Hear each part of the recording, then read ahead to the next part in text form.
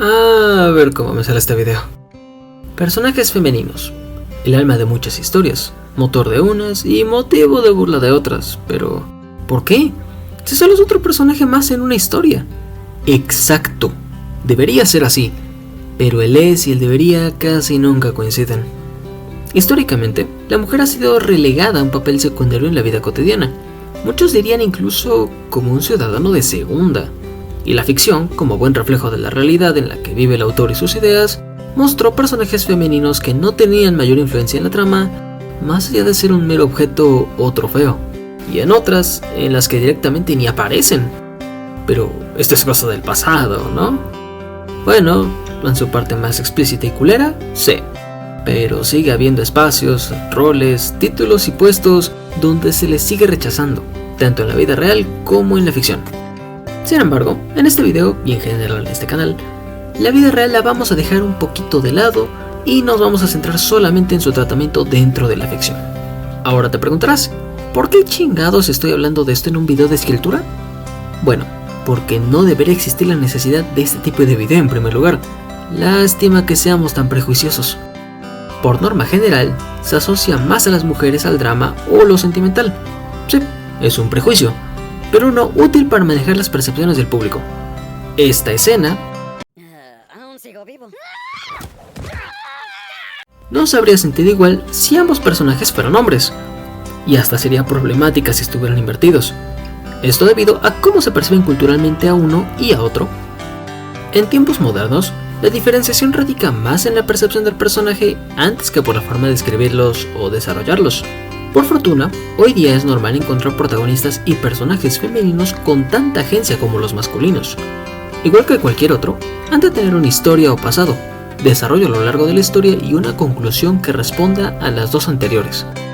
Sus relaciones con el resto del elenco han de ser coherentes con el personaje y la situación, y debe tener una función dentro de la historia que justifique su existencia.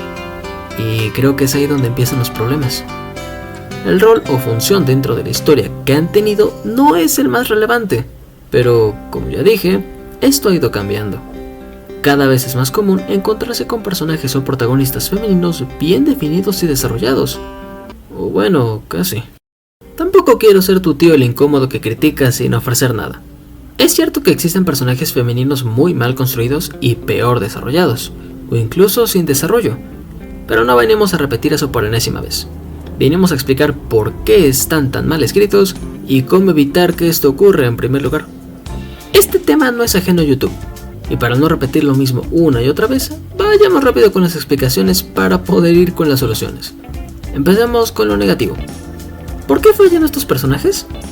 Bueno, hay de razones a razones, pero se pueden agrupar en 4 principales: por tener roles intrascendentes o negativos, por carecer de características básicas de construcción de personajes, por carecer de evolución o tener una muy deficiente o insatisfactoria, o bien por masculinizar demasiado al personaje.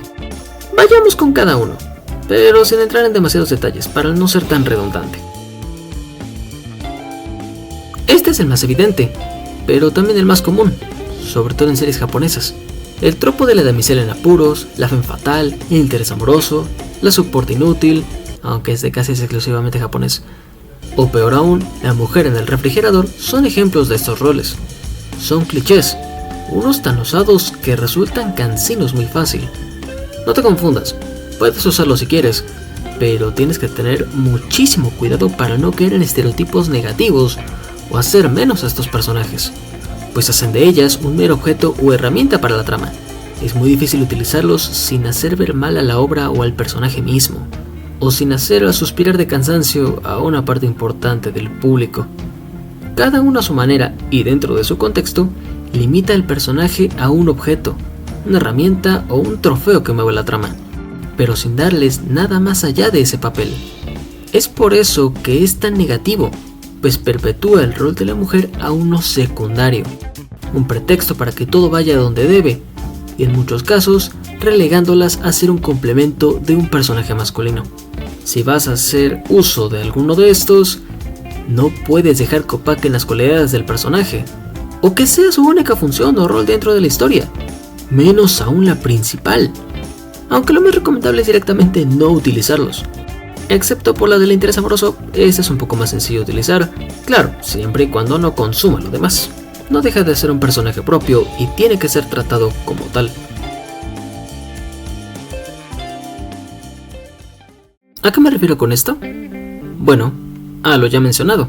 Todo personaje importante ha de tener un pasado, una personalidad, cualidades y defectos coherentes con ese pasado, un conflicto interno y o externo, de preferencia con relación a los dos anteriores, y un desarrollo y conclusión que dé cierre a ambos.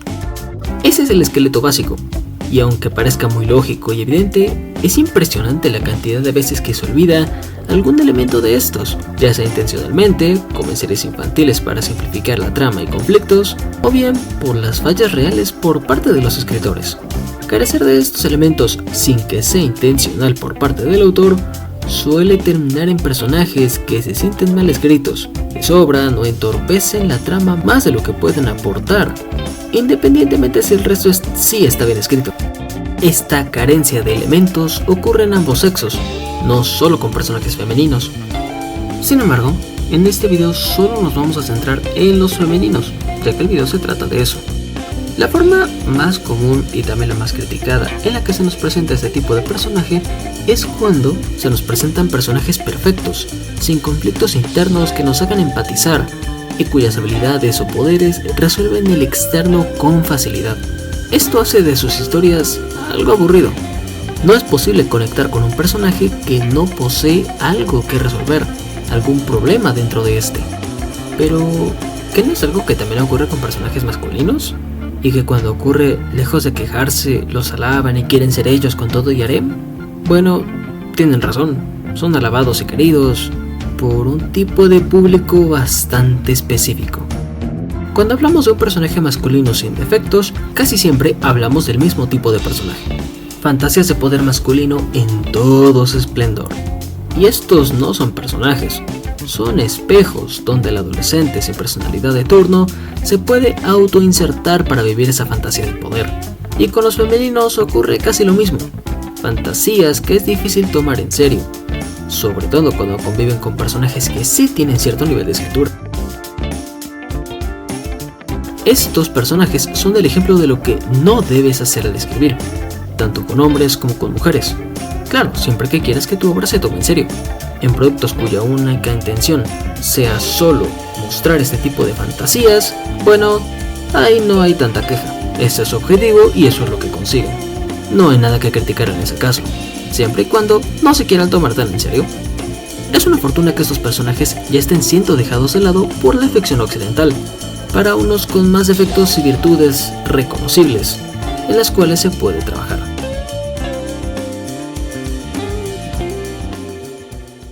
¿Que esto no es lo mismo que lo anterior? Sí, pero no. Aquí no hablamos de omisiones, o no del todo. Aquí clasifico un tipo de personaje muy particular, aquel que tiene todo para triunfar, pero falla al momento de ejecutarse.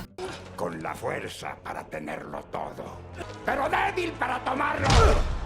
Personajes femeninos que sí están bien construidas, tienen personalidades, defectos, virtudes, no están ligadas a un cliché, pero no se desarrollan como deben, o directamente no lo hacen. Son solo una imagen estética, una idea que se mantiene pero no cambia nunca, o lo hace para mal. Estos personajes son frustrantes más que malos, pues resultan de no saber llevar la idea o al personaje mismo a donde debería o podría. El ejemplo más claro es Marinette, una adolescente enamorada, obsesiva, torpe a nivel social y con una responsabilidad más grande de lo que debería cargar alguien de su edad, pero sumamente empática, responsable y dedicada. Si solo nos quedamos con eso, suena una historia de heroína interesante, muy Spider-Man, pero interesante. Sin embargo, es una protagonista que nunca avanza en la serie, no tiene evolución, quedándose estancada siempre en el mismo punto, y la trama, lejos de empujar ese desarrollo, se lo impide constantemente. Aun cuando el villano es derrotado, se hace novio del chico que amaba y desmadre y medio, sigue exactamente igual. En realidad, miento, se hizo incluso peor. Sus actitudes obsesivas escalaron a lo ilegal, pero la trama no considera esto como un defecto, impidiendo que se pueda trabajar, y lejos de darle algo para empatizar, la vuelve algo odiosa con el tiempo. No importa si tienen defectos, si la trama no los trata como tal, si sus actos no tienen consecuencias, si no aprende de sus errores, no importa lo bien construida que esté, será un pésimo personaje por más potencial que tenga.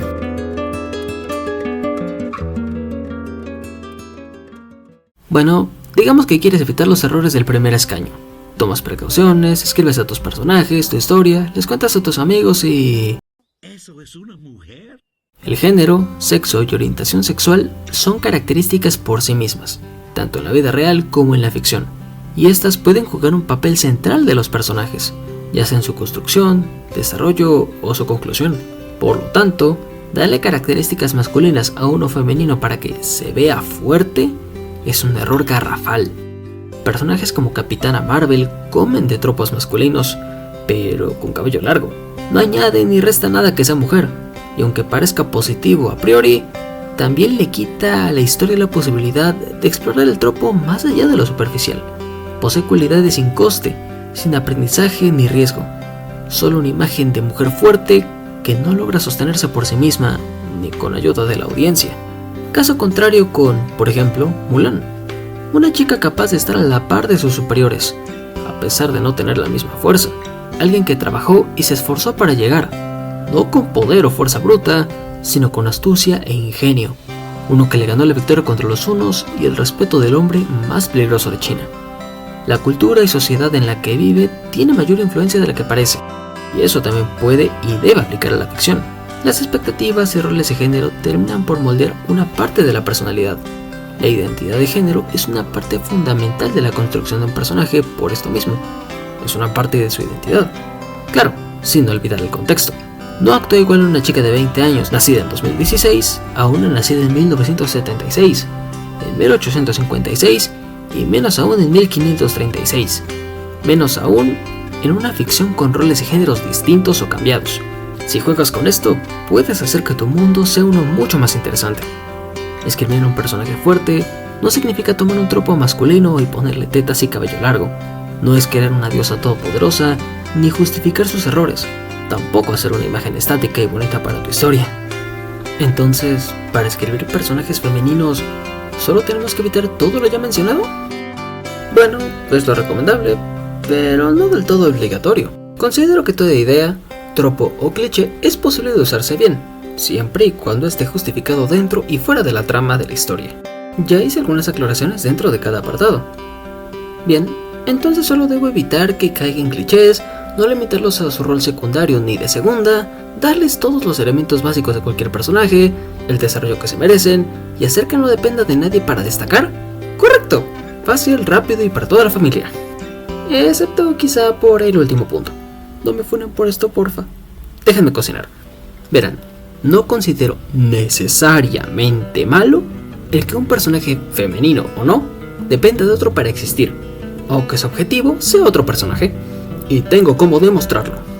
El objetivo de un personaje es fundamental. Sin este, su existencia dentro de la obra carece de valor. Pero, ¿qué pasa si el objetivo de ese está ligado a un hombre o una mujer? Bueno, tenemos la oportunidad de un tramón digno de novela turca. Veamos a Catra, por ejemplo. Todo el personaje gira en torno a Dora y su abandono. Sufre su pérdida al mismo tiempo que convive contra ella para demostrar que vale lo mismo. La ama y la odia a partes iguales, y eso la hace interesante como villana. Su conflicto concluye cuando se reconcilia con Adora y resuelve que nunca quiso conquistar Eteria ni hacerle daño a nadie, sino el amor que le fue negado desde niña. Es tan buen personaje que un video de 1 hora hablando de ella no fue suficiente y la tengo que meter en ese también. Y todo ella depende de una mujer. Y tampoco sería tan diferente si cambiamos a Dora por Adam, por ejemplo.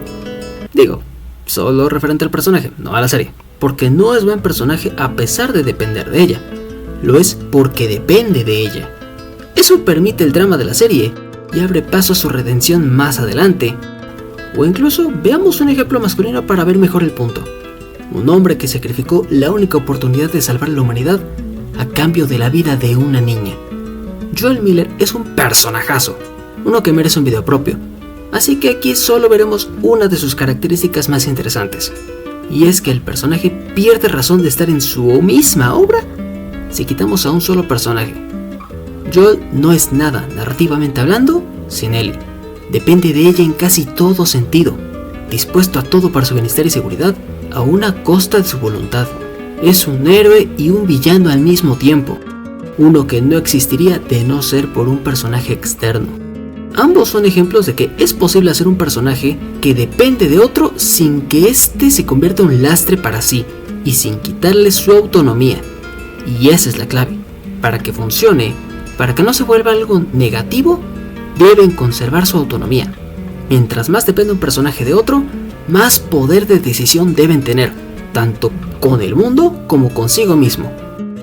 O el que más concierne a tu historia, depende de lo que quieras contar también, pero debe ser proporcional en todo momento. Si Catra depende de Adora por amor, tiene la facultad de decidir si ir o no con ella, luchar en contra de la rebelión y aplastar a cualquiera que se le interponga, tanto como tiene la decisión de no hacerlo. Si Joel depende de Ellie por amor, tiene la facultad de decidir si seguir con la entrega o regresa con ella. Puede decidir si dejarla morir o salvarla a ella a cambio de la última esperanza de la humanidad. Si un personaje depende o ama, debe tener la posibilidad de decidir con respecto a su vida y vivir con las consecuencias de esas decisiones, las buenas y las malas. Si la razón de tu personaje es que está enamorada, ha de tener la facultad de decidir si se enfoca en el amor o en otra cosa, si ve eso como un problema o una motivación, y vivir con las consecuencias de aquello que elija. Ella y su entorno directo, por supuesto, pues no es perfecta, y si la escala es muy grande, también lo será el impacto de sus errores. Pero bueno, ya que vimos que no hacer al escribir, entonces, ¿qué chuta hago? Bueno, creo que es más fácil verlo con un ejemplo, uno que muchos de nosotros tenemos fresco. Pomni, fuera de la Rule 34, es un personaje realmente bien escrito. Tiene una evolución notable a lo largo de la serie, la cual se remarca a través de sus relaciones interpersonales. Y aunque aún no termina la serie, es de esperar un final a la altura de esta, y lo buen protagonista que es. Pero, ¿y su pasado y construcción? ¿No quedamos que era importante? Bueno, lo tiene, pero se omite de forma intencional. No sabemos mucho de cómo era antes de entrar al circo, pero sabemos lo suficiente para entenderla. Su personalidad y acciones han tenido un cambio notorio, pero no porque ella se transforme propiamente, sino porque sus relaciones cambiaron. Ya no se siente como una extraña dentro del circo, como sí lo hacía al principio. Y al ser este el mayor cambio, su vida cotidiana fuera del circo se vuelve inútil a efectos de la trama. Vemos en el primer capítulo cómo llega y se horroriza por la situación. En el segundo se empieza a integrar al grupo, para en el tercero y cuarto estrechar sus lazos con los miembros uno a uno, al punto de ser la primera en decir que la mejor opción es olvidar la idea de escapar, cuando fue la primera que vimos en querer irse. Aceptó su situación, adoptó al mundo como propio, se amistó con sus compañeros de vida y todo gracias a su personalidad. Es una mujer que empatiza rápido con los demás, amigable, segura de sí misma y bastante intuitiva, pero también cobarde, ansiosa e irritable. Y la trama no justifica ninguna de sus actitudes. La deja avanzar y actuar con todo lo que implica. Tenemos a una mujer que no es perfecta, tiene tantos defectos como virtudes.